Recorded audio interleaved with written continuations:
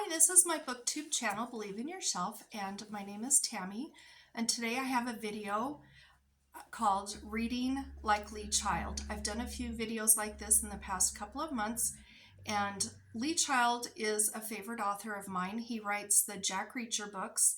He's written pretty close to 30, I believe, give or take a book or two, and his books are action and suspense. We follow an ex-military guy, and he gets into trouble in every single book, and he's kind of everybody's hero.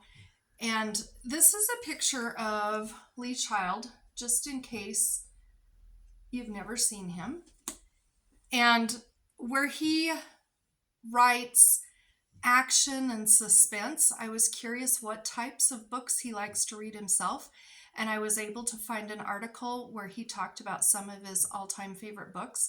So I'm going to share those with you. I'll show you the book, tell you the title, tell you the author, and then I'm going to give you a little quote that he said about the books. And then I'm going to go ahead and read them this next month, and towards the end of the month you can look for my follow-up on these books.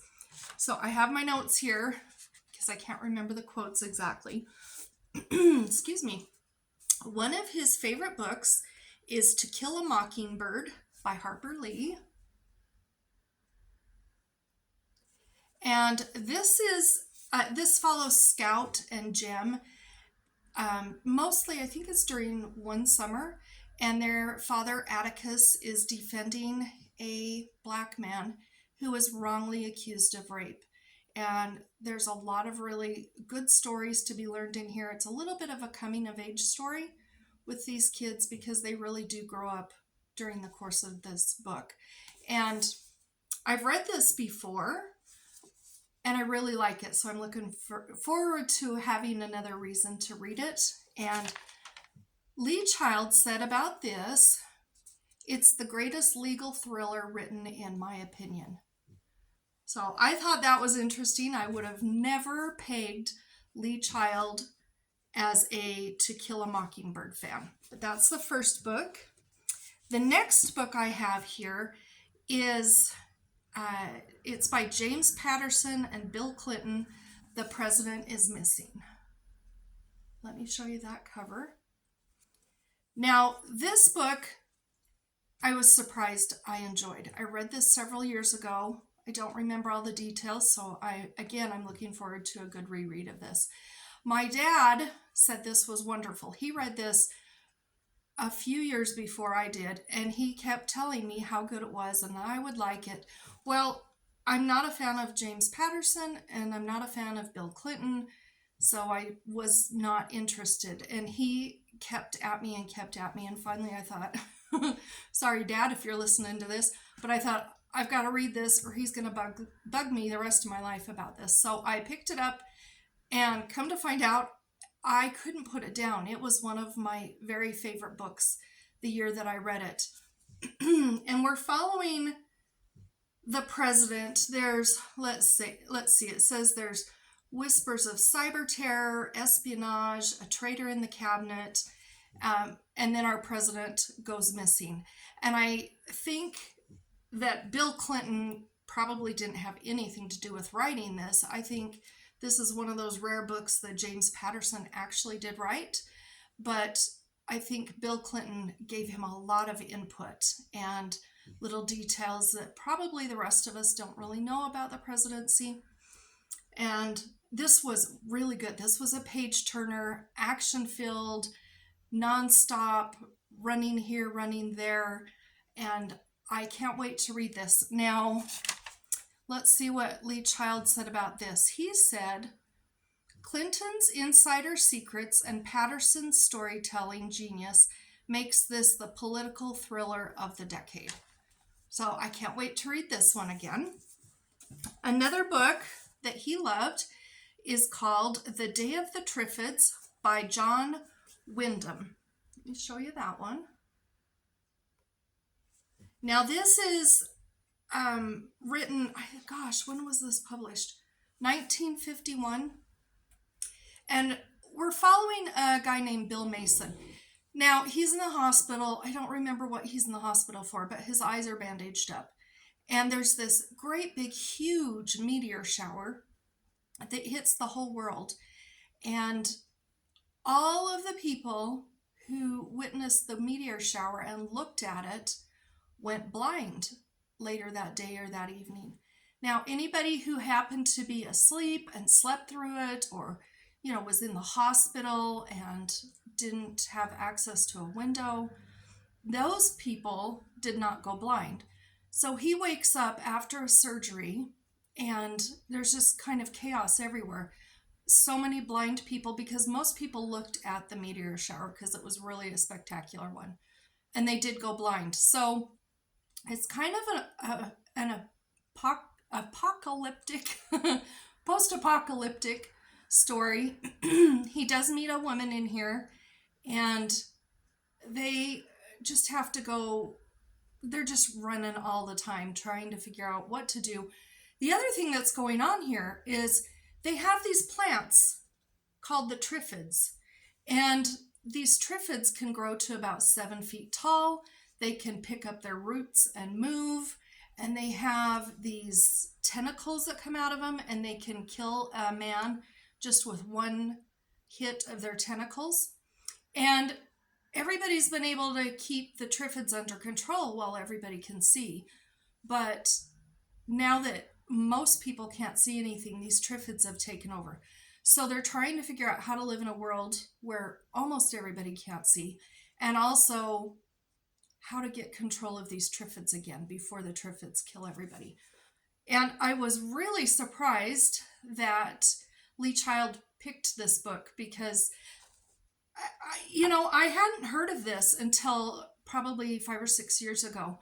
And I don't know how I heard about it, but I bought my dad and myself both a copy of this book, and we read it together. I think I liked it more than my dad did. I don't think he has his copy anymore, but I really did like this book. And John Wyndham has been compared to H.G. Wells. And one thing that I have read is that H.G. Wells was one of John Wyndham's people he really looked up to with writing. So I can't wait for that. And then Lee Child said about that, let me find it, the best what if sci-fi ever. And I think that's a pretty big statement. Excuse me.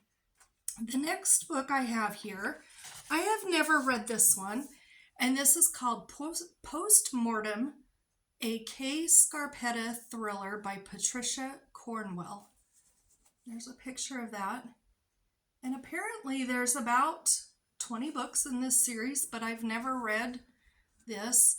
And I guess what's happening is there's a serial killer loose in Richmond, Virginia.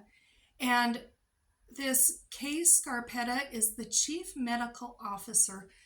And there's been 3 women who've been killed by the serial killer. And the 4th one has just been killed. And she knows that she has got to find some forensic evidence and work with the police, or this is going to continue on. I've never heard about this, and I hope I like it, because I would like to read more books if I do. And Lee Child said about that, there's a reason she became so popular. He's speaking of Patricia Cornwell.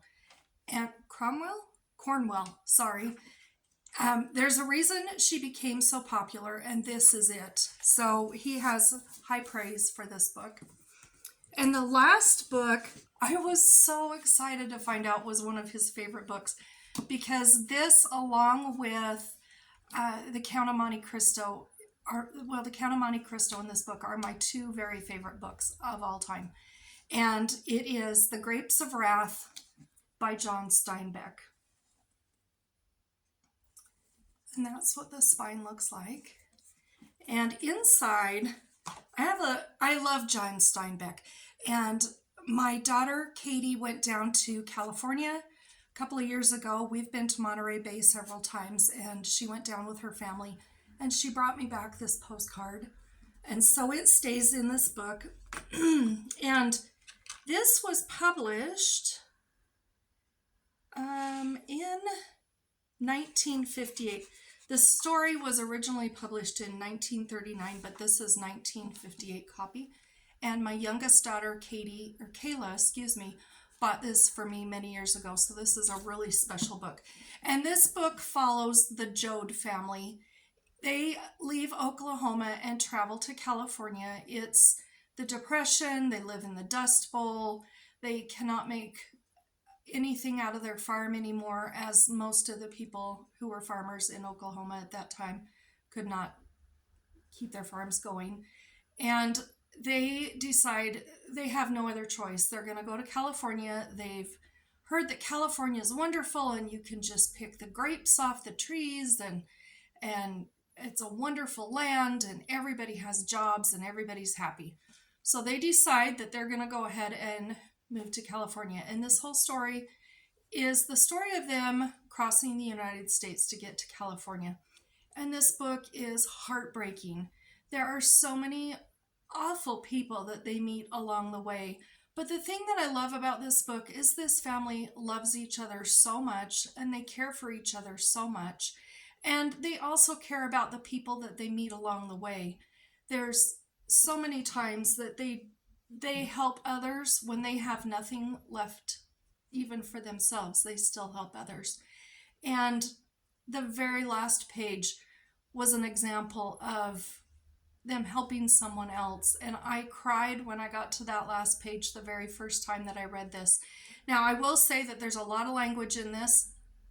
So if that's something that matters to you, I just want you to know about it. But this did win the Pulitzer Prize, and it won, I don't remember. It won a whole bunch of awards back in the day. And so I'm excited to have a reread of this. I read this every couple of years because I just have to read it every couple of years. So I'm looking forward to another reason to read it. And what Lee Child said about that was a novel that described and defined an era. And I do agree with that.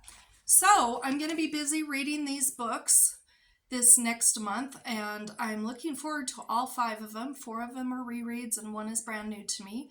And then I will report back to you and tell you what I think about the books. And thank you so much for watching my video. Bye-bye.